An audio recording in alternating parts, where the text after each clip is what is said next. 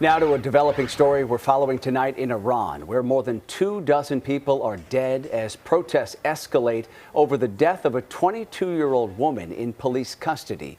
She was arrested for allegedly not wearing her hijab properly in public, and her death has sparked both questions and condemnation from world leaders and the United Nations. KTVU's Jana Katsuyama joining us live tonight from UC Berkeley, where hundreds of people gathered earlier tonight in solidarity with that young woman. Jana? Alex, so many people here said they were just heartbroken to see what's going on overseas. Many of them are having difficulty getting in touch with friends and family because of communication blocks there. But there were hundreds of people, I would say maybe 500 or more, who came here to have a candlelight vigil, to speak out and march.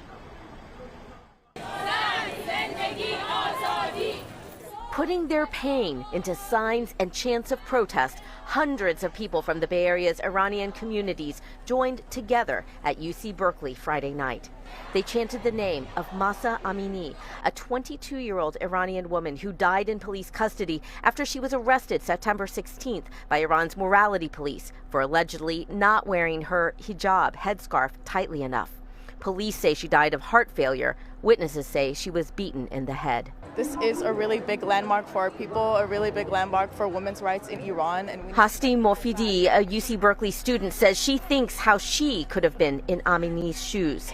The crowd, a mix of young and old, spoke in English and Farsi, grieving for the young woman, angry at the regime that imposes mandatory head coverings on women in Iran and has cut off social media to quell the protests that have erupted across the country. Communication has been cut, voices have been silenced.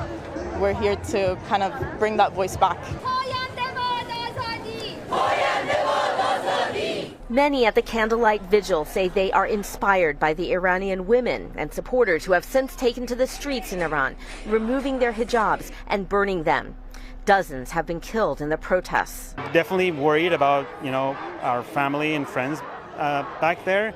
But at the same time, everyone is proud. We are all proud of our women, and we are all proud of the new generation who's so brave. I'm very proud of Iranian women because I grew up in Iran, and it's they are so brave that they take off their headscarf in front of the troops. A frustration and deep desire for change in the country that has been ruled by religious leaders since the revolution a generation ago. 25 years ago, this may have only touched a few people, a few families and a few lives, a few people. Now there's no reason why the whole world shouldn't know about it. And social media makes it easier for people to get angry and express that anger that they're mobilizing, not just in Iran, but probably all over the world. The whole diaspora is affected by this.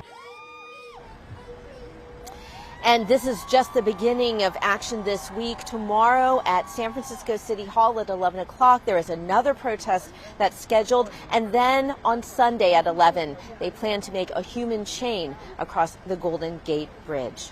Alex. All right, an incredible show of solidarity tonight in Berkeley. Jana, thank you.